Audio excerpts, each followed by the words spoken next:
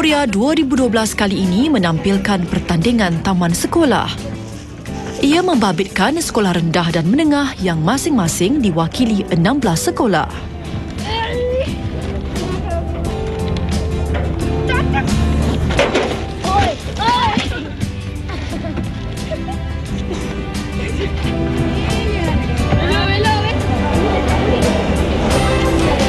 Pertandingan seumpama ini menjadi platform kepada para pelajar membina taman ikut daya kreativiti masing-masing. Secara tidak langsung, ia menguji ketangkasan pelajar-pelajar mengaplikasi pengetahuan asas yang dipelajari melalui praktikal.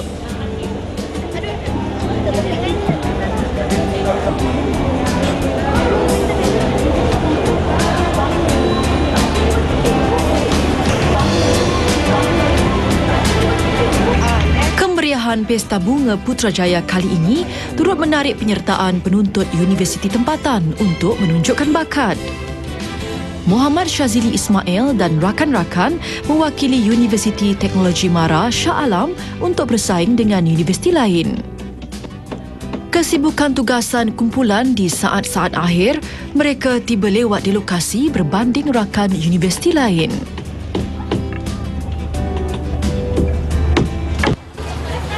Semalam dan hari ini kita ambil masa 2 hari saja untuk installation. Nak dibandingkan dengan universiti lain dah seminggu dah pasang, kita orang semalam dan hari ini. So target kita hari ini siap. Lebih kurang 2 minggu je. Memang penatlah.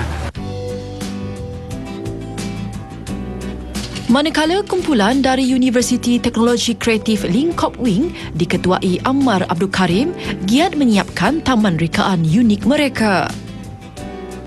Menampilkan tema perpaduan, mereka menggunakan kepingan kaca terpakai di dalam rekaan. Ini kita orang nak buat dalam 1 minggu. Kita orang hari-hari balik pukul 12. Tidur tak cukup kadang-kadang. Lepas tu, dia kerja sangat rumit. Yang 2 minggu lepas, kita orang pecahkan kaca satu-satu dan lekatkan pakai gam silikon. Kita orang hanya ada 6 orang student yang join benda ni. Student lain yang tak berkisah. Nak tak nak kita orang kena buat juga.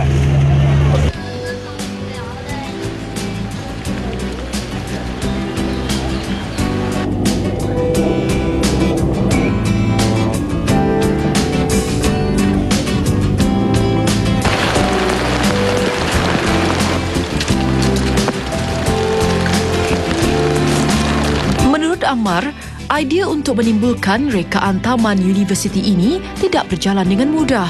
Planning dalam masa sebulan. Dalam planning kita ada banyak masalah sebab Tan Sri dia tak approve kita punya design. Saya buat 3D, dah 4 kali saya buat 3D tapi kena reject. Finally dia bagi dia punya idea, lepas tu baru okey. Mempertaruhkan rekaan berkonsepkan Taman Syurga, Muhammad Shazili Ismail berkongsi cabaran dihadapi mereka.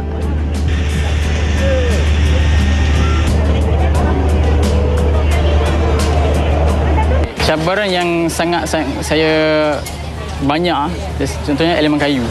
Elemen kayu banyak menggunakan tenaga, masa dan memang masa memerlukan. Sebab kita orang kat bengkel, dekat universiti ada kelas, and then masa yang ada kita cubakan buat kayu ni bola terlis semua sampai malam tau, sampai pukul 3 pagi. Pokok just order and then letak je, itu je. So elemen kayu sangat mencabar pada kami kita orang.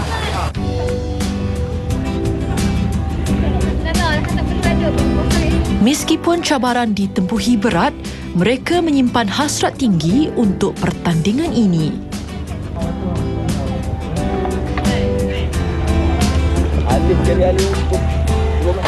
Semua wakil daripada semua memang harapan untuk nombor 1 lah kan. Tapi kita cuba yang terbaik, walaupun masa yang singkat, dengan kerja studio design apa semua, kita cuba target kita untuk dapatkan yang juara lah, harapan juara dengan persembahan yang kita buat.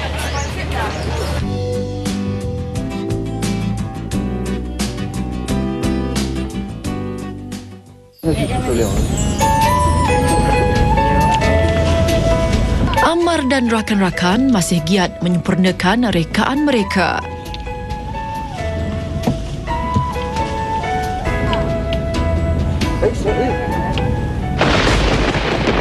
Tiba-tiba, awan mendung berarak ke tapak pameran.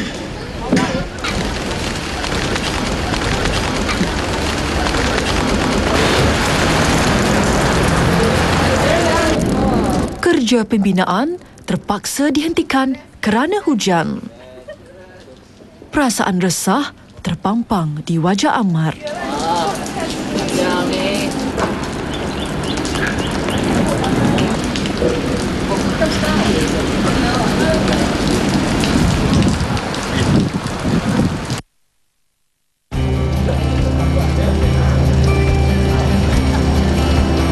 Hari baru bermula.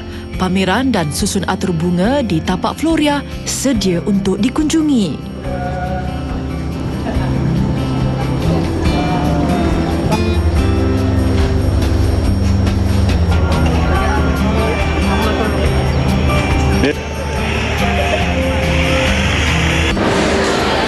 Seawal jam 9 pagi lagi, orang ramai berpusu-pusu berkunjung ke tapak pameran. Bermula tahun 2007, Floria kini dianggap sebagai antara festival terbesar di Malaysia.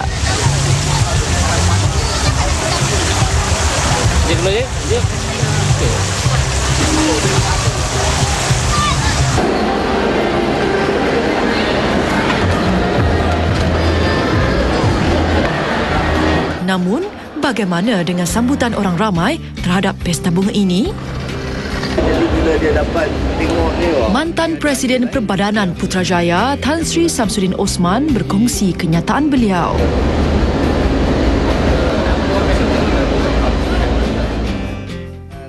Berasaskan kepada penganjuran kita tahun demi tahun, bilangan yang datang semakin bertambah. Kerana nama saja Floria, tapi sebenarnya adalah kreativiti yang kita pamerkan. Kita pamerkan karya dari segi gubahan bunga, dari segi gubahan taman, dari segi macam-macam yang dan ada juga laman seni sekali kita bawa bersama, dan ini memang mendapat minat yang tinggi lah dari orang Malaysia.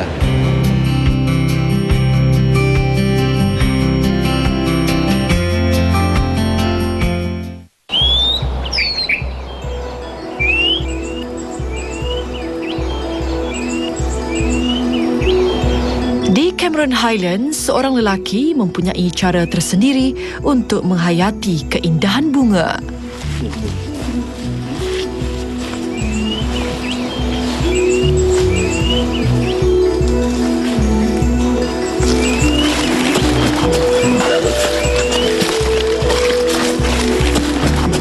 Kaki lah.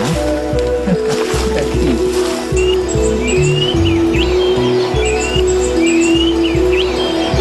Abdullah lebih gemar menyusuri alur hutan bersama rakan untuk melihat sendiri keindahan orkid yang tumbuh segar secara semula jadi. Memang dia nak tahu. Yang putih, lebih putih daripada merah bukan? Ini itulah dia. Bukan. Tu dia. Kecil. Saya sebenarnya daripada kecil memanglah suka sangatlah bukan, outdoor ni kan, jalan masuk hutan belantara apa semua memang minat lah bukan. Sungguh pun apa ni, nenek saya pun ni, diorang ni fisherman bukan, tanam padi bukan, pergi ke sungai bukan. Tapi saya minat lah dengan hutan ni, dengan hutan, dengan outdoor lah kita kata. Wah, ini banyak tu. Meskipun berusia 65 tahun, MB Abdullah masih cergas dan berupaya berjalan ke dalam hutan sejauh 1.5 km setiap minggu. Bunga lah ini, memang tak kembang. Ini tak tahu ni tadi. Ini jenis Corybus kan. Corybus apa tu? Corybus comptus rasa saya lah. Tapi saya pastilah ini Corybus comptus lah yang banyak kita jumpa di sini kan. Bunga dia memang jenis inilah. Tak besar sangat, lebih kurang kita kata dalam 1.5 cm kan. Kalau nama biasa dia orang panggil apa ni, helmet orchid. Helmet orchid sebab dia ni macam bentuk dia tu macam helmet kan, macam crash helmet tu gitu. Jadi dia panggil apa ni, helmet orchid. Umpama kamus bergerak, MB akan meneliti dan menyebut dengan jelas nama saintifik setiap jenis baka orkid yang ditemuinya di hutan. Menurut beliau, dianggarkan lebih 640 spesies orkid berjaya direkodkan dan sehingga kini masih ada penemuan baru setiap kali ekspedisi dilakukan. Ini hutan belantara ni dulu kita takut, tapi ini aset sebenarnya. Bukan? Aset kita. Banyak benda-benda yang dalam ni yang kita belum tahu. Saya dulu dengan Mardi. Saya kerja dengan Mardi dulu. Jadi apa kita kata, sifat menyelidik ni memang ada lah. Jadi suka mencari apa yang ada, mungkin yang baru, yang tak ada nama, yang apa kita kata yang belum jumpa lagi, yang belum direkodkan lagi. Oh, ini Cryptostylus kan? Genus Cryptostylus. Biarpun sudah bersara, MB kini bergiat aktif bersama persatuan bukan kerajaan untuk mengkaji alam sekitar. Bagi beliau, hutan di Malaysia masih tersimpan 1001 rahsia yang perlu diungkap. Yang kita jumpa sekarang ni hanya baru satu peringkat. Jadi banyak lagi yang kita belum jumpa. Jadi sebab belantara kita ni masih lagi disimpan, masih lagi kekal, masih lagi ada. Jadi kita masuk mencari. Jangan kita rosakan, bukan? Okey, jom tengok ke kanan.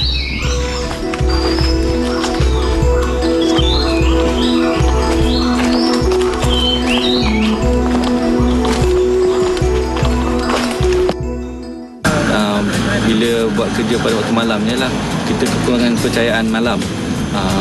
Bila menyusun bunga-bunga ni, kadang-kadang warna yang kita nampak tu boleh berubah pada siang harinya.